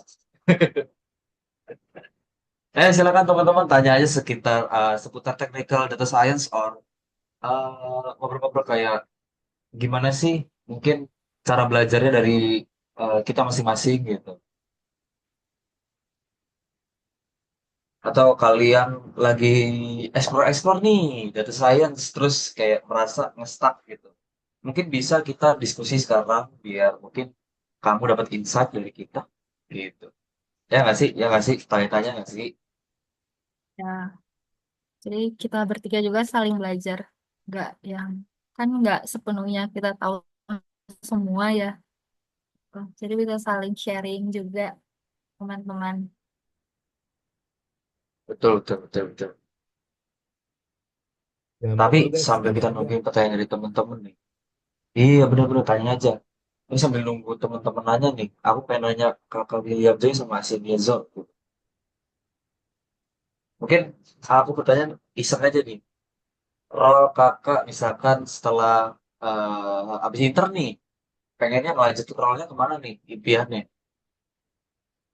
Tapi lebih pengen lanjut ke data scientist ya. Cuman ya kebetulan dapat magangnya data Saintis tetap. analis. Itu bedanya sama data analis sama data science yang kakak tahu tuh gimana?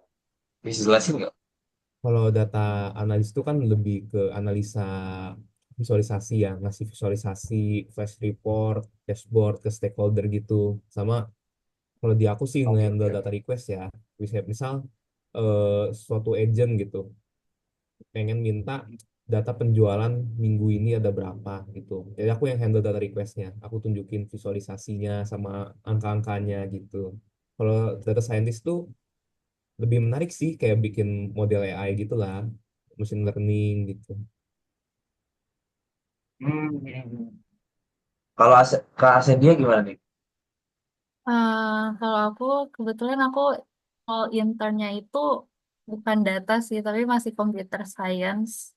Kalau aku sih emang dari awal udah tertarik juga, makanya ambil mobility yang data science itu. Jadi harapan aku mungkin ke depannya bisa ya di role data antara data, kalau nggak data science, pengen data analis sih gitu.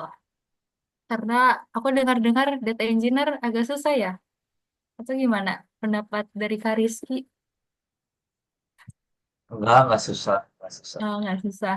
Semua bisa, semua bisa, semua bisa. Ya, Bisa semua belajar. bisa asal ada kemauan ya. Iya, betul, betul, betul. Be yourself and never surrender, guys. Asik. Kayak hero ML tuh.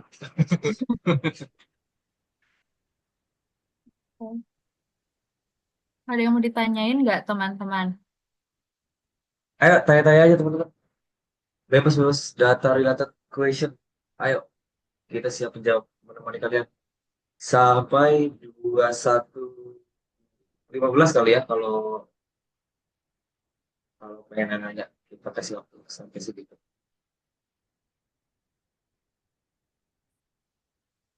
Tapi kita sambil ini spill nggak sih sesi 3 ngapain? Tipis-tipis nih. Ya, boleh Kak Joy. Sesi 3 besok mau ngapain nih kita gitu. Jadi sesi 3 besok itu kita bakal bahas machine learning, tapi khususnya cuman unsupervised machine learning.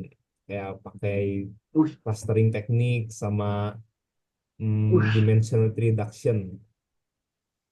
wih. Gila, termnya keren banget, Kak. Banyak banget tuh. Dikit kok, nggak Tadi sebanyak ada yang apa aja? lain. Unsupervised, Mm-mm. clustering. Aduh, Iya, apa itu ya? kita simak Jelasin aja jangan, besok ya. jangan ya. Keep, Jangan dong, Jangan, keep besok kita ya, keep besok besok ya. besok aja. aja. Ya. Iya. Itu ada Itu pertanyaan dari Noni. pertanyaan tuh. Silakan dibacakan, Asindia. Dalam satu tim biasanya data analis sering bersinggungan sama role apa? Boleh Kak Joy, data analis. Kalau aku biasa bersinggungan tuh sama role bisnis analis sih, soalnya nggak beda jauh banget. Cuman bisnis analis tuh lebih lebih kental lah bisnisnya. Jadi dia lebih mengerti harus tindakan selanjutnya apa untuk company gitu. Hmm, lebih kenceng ya domain knowledge ke Mm-mm, bisnisnya ya. bisnisnya Lebih lebih ada gitu dia. kenceng. Iya, Oh, I see, I see, I see. Berarti sering-sering komunikasi sama bisnis analis gitu ya? Oh, betul. apakah menjawab nih Noni? Kok saya nggak dianggap Kak Joy? Data engineer juga sering bersinggungan ya. Soalnya kan kalau Nah, aku sebagai intern kamu ngambil data dari mana? harus ambil data dari kayak Rizky juga ya. Dia sebagai penyedia juga data data-data yang aku butuhin. Parah nih aku gak di highlight. Aku sama Kak Rizky tuh kerja di tempat yang sama loh, guys. Iya, Iya mereka iya di benar benar benar. satu company, guys. Gitu. Itu ada pertanyaan dari Devanda, bedanya role business intelligence sama data analis apa, Kak? DA. Oke Ya, silakan. Tadi sudah dijawab tapi review lagi mungkin lebih detail lah dari Kak William J. Gimana nih bedanya? Kalau bisnis BI itu apa? Bisnis intelligence ya.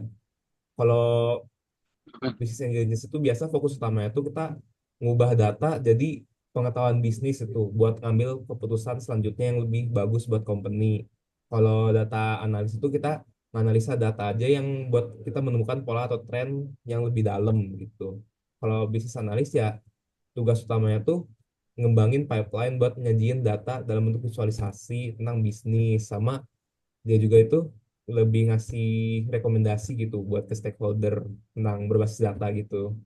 Kalau data analis itu biasa lebih ke ngebersihin, ke proses data, ngehandle data request, gitu-gitu sih.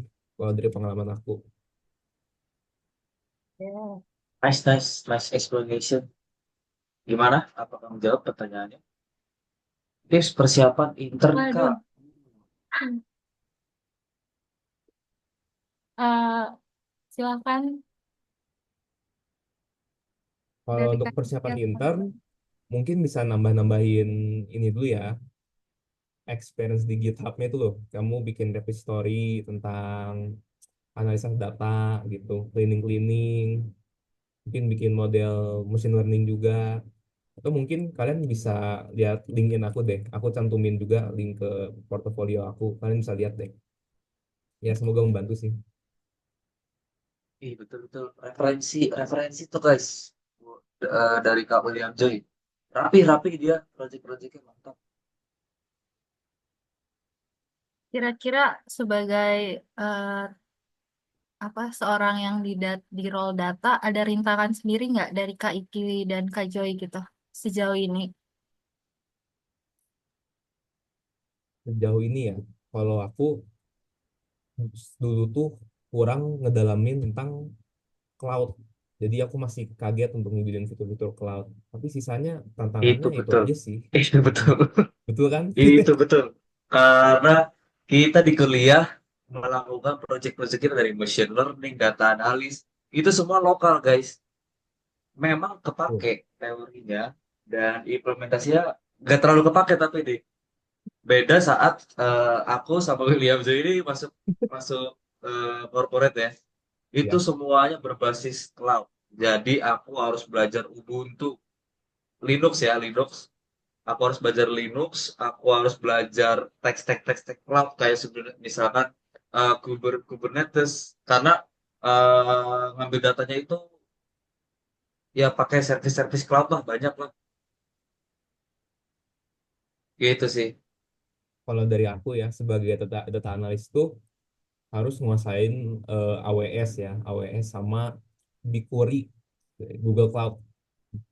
Sama mungkin tambahan Betul itu betul betul. Holistics ya, buat bikin data report gitu. Tools-toolsnya ya itu ya. Mungkin Tools-toolsnya. familiar aja dulu kali ya gitu buat Iya, persiapan mah. tuh. Oke. AWS itu kepanjangannya kalau nggak salah ya Amazon Web Service. Apakah benar? Ya, betul. Itu tuh salah satu Ya. service cloud Betul betul computing. betul. Yes. Oke. BigQuery AWS itu apa ya? Aku lupa.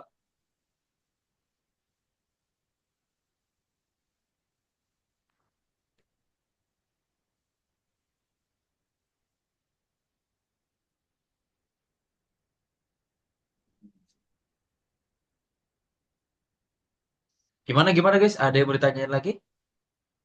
Kita masih punya 5 menit lagi loh. Ya kali gak ditanya-tanya di kita. Kita siap ditanya ya teman-teman ya. Betul tidak? Betul. Itu udah ada LinkedIn-nya Kak Joy ya, teman-teman. Kak Rizky nggak sekaligus Follow, nyantumin. follow. Iya ya. Panjat sosial ya? Boleh ya? Hmm. Aku tuh nunggu tahu begini. Rizky ayo kirim gitu. Dipaksa-paksa dulu. Bisa gengsi-gengsi.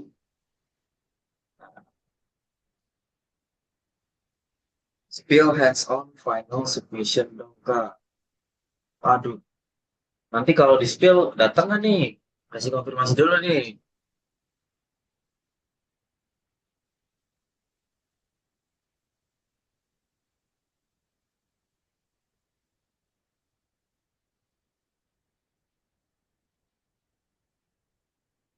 Mau di spill Nanti nggak di nih kita spill final tipis-tipis submission? kabur. Iya. Iya, Datang. battle. Wah tipe. Nggak datang ya tipe nih. Jadi kita catat nih namanya Devanda. Ya Bercanda ya. boleh kali ya di spill tipis-tipis sesinya Kak Willianzo itu. Boleh Kak dikasih tahu hands on dikit aja, jangan banyak-banyak. Wah, gimana aja nih, kayak pakai apa aja ya? Kamu Ya kita boleh boleh boleh. belajar teknik clustering sama dimensionality reduction dengan PCA sama Wih, TSN TSNE kalau nggak salah. Iya, betul, TSNE. wih, bahasanya bahasanya keren banget ya. Itu susah nggak tuh Kak Asik, Joy? asik. Enggak kok, nggak seribet yang Ya, bahasanya ya, nggak susah-susah banget ya. sebenarnya. Bahasanya ya, iya bener bener bener. Hmm, bener. Bahasanya jangan takut kayak guys, tinggi gampang banget aslinya. gitu. Iya, Sumpah sumpah sumpah. Aku pas belajar juga, wih, apa deh? Apa deh? gampang, gampang kok guys, jangan terintimidasi. Aslinya gampang kok. Betul betul.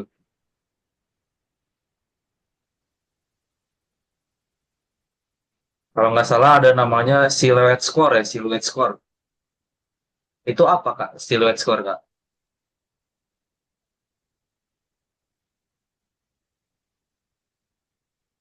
Silhouette score ya, silhouette score tuh kalau nggak salah buat menilai kualitas si clusteringnya sih kalau di K-means ya.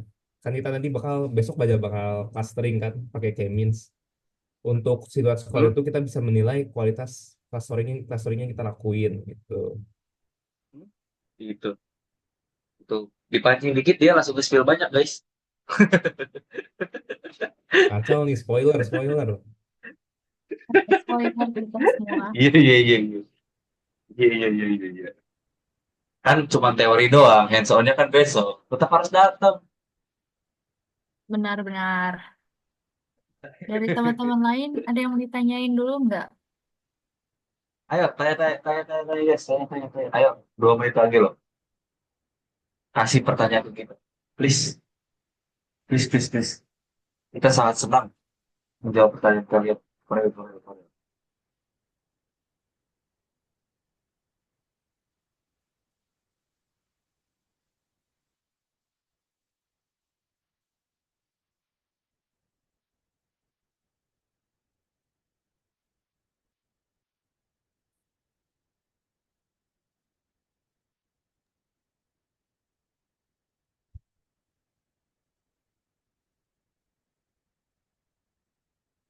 Yuk yuk Paling aku yuk mau tanya tanya yuk. ke Kak Iki sama Kak Joy. Kayak sejauh ini Apa tuh? suka duka selama di roll data. Apa enjoy-enjoy aja Suka gitu. duka ya? Ya, Suka ya. Jadi kalau aku dulu nih, atau mau jadi dulu? Kariski dulu aja. Oh ya udah. Sukanya ya, sukanya tuh data.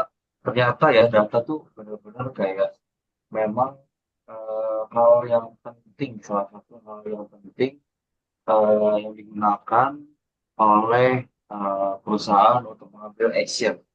Dan itu banyak banget informasinya teman-teman. Pengen dari bidang finance ya, pengen dari bidang teknikalnya juga, itu masih bisa kepake. Dan data itu bisa dijual juga teman-teman sebagai service baru gitu. Jadi bener-bener sukanya tuh gara-gara wah ini opportunity banget nih gitu. Belajar tentang di environment data karena menurut aku ya jangka panjangnya itu bagus lah worth it. Tapi untuk dukanya ya, kalau dari pengalaman aku, itu learning curve harus benar-benar kenceng biar nggak ketinggalan sama teks-teks baru dan requirement biasanya yang diberikan oleh user-user yang membutuhkan data itu kadang-kadang suka mendadak, kadang-kadang ribet ngambilnya.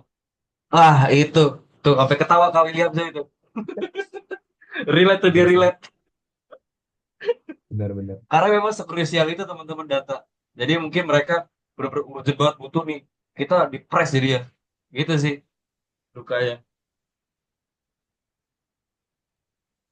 Kalau dari Kak Joy sendiri gimana suka Kalau dari dukanya? aku sih, ya sukanya kita jadi interesting lah gitu. Kita bisa lihat data tuh relationship-nya sama kebutuhan company itu apa. Kita bisa lihat tren juga kan. Kalau aku bikin project itu kan eh, harus ini ya per minggu harus ada bisnis analytics-nya gitu. Perkembangan penjualannya gimana gitu. Itu menurut aku menarik sih.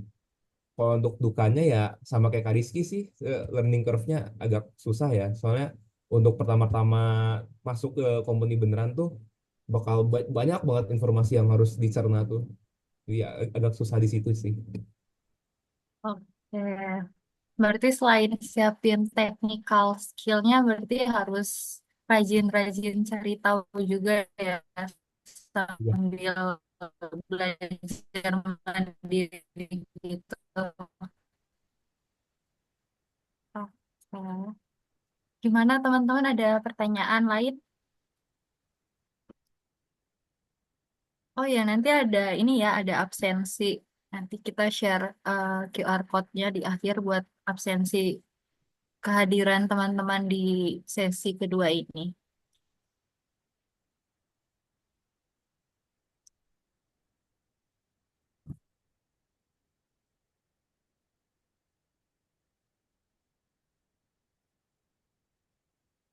Ya. Karena sesi untuk data visualization hari ini udah selesai, kayaknya kita akan mau dokumentasi dulu. Jadi buat teman-teman boleh dipersiapkan sambil aku minta tolong ke panitia untuk ambil sesi dokumentasi di. Oke, teman-teman, karena kita udah ada dokumentasi, mungkin aku minta teman-teman pakai VBG yang udah dikirim di kolom chat. Aku tunggu 1 sampai 2 menit buat nyalain kamera staff pakai VBG. Thank you. Ayo guys, kita nyalakan kamera. Kita sudah belajar sampai malam kan. Ya butuh butuh dokumentasi nih. Biar memorable teman-teman.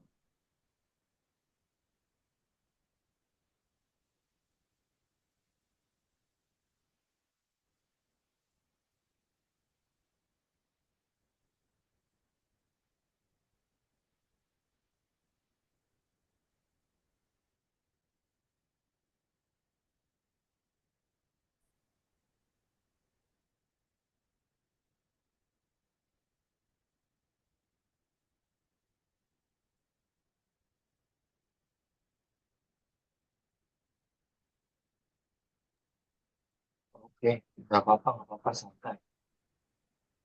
Yang penting hari ini sudah belajar bareng. Kita terima kasih ya.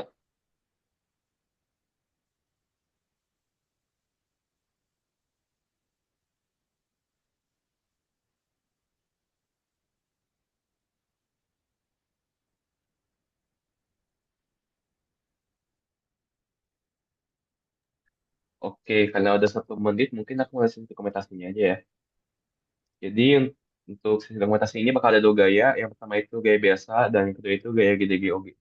Jadi untuk yang gaya pertama, ada 1, 2, 3. Dan untuk yang gaya GDGOG itu kita bakal tadi kayak gini. Untuk gaya GDG, nah untuk untuk dokumentasi kedua saya akan mulai dari 1, 2, 3. Mungkin itu aja buat sesi dokumentasinya. Aku balik lagi ke mentor. Thank you.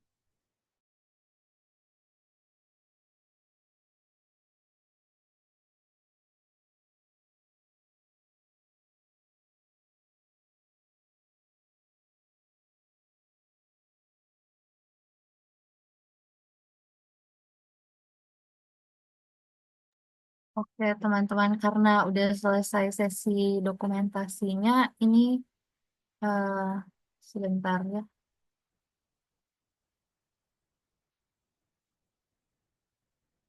Oke, karena udah selesai dokumentasi, ini untuk link absen apa link daftar untuk workshop besok, dan besok tadi udah di-spill dikit-dikit ya dari Kak Joy tentang modeling.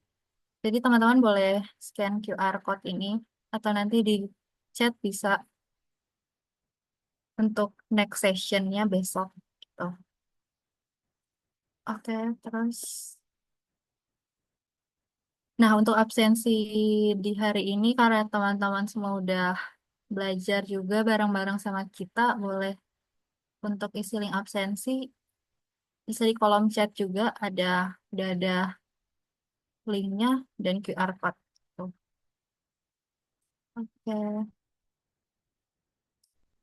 aku mau ngucapin terima kasih juga buat teman-teman semua yang udah nyempetin waktu untuk belajar, untuk hadir di sesi hari ini. Semoga kita bisa ketemu lagi di sesi besok dengan topik data science juga, masih tentang data science bareng sama Kak Rizky, Kak Joy, dan juga ada aku. Dan kita bisa saling sharing, saling bantu teman-teman juga sama-sama belajar. Terima kasih juga karena udah ngikutin sampai akhir, sampai udah jam segini ya. Terima kasih teman-teman semua atas antusiasnya.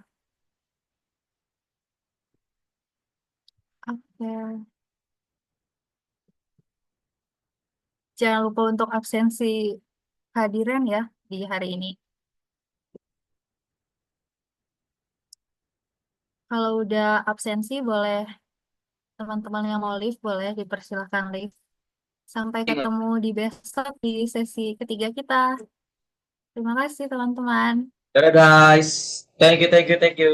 See you tomorrow. Thank you semuanya.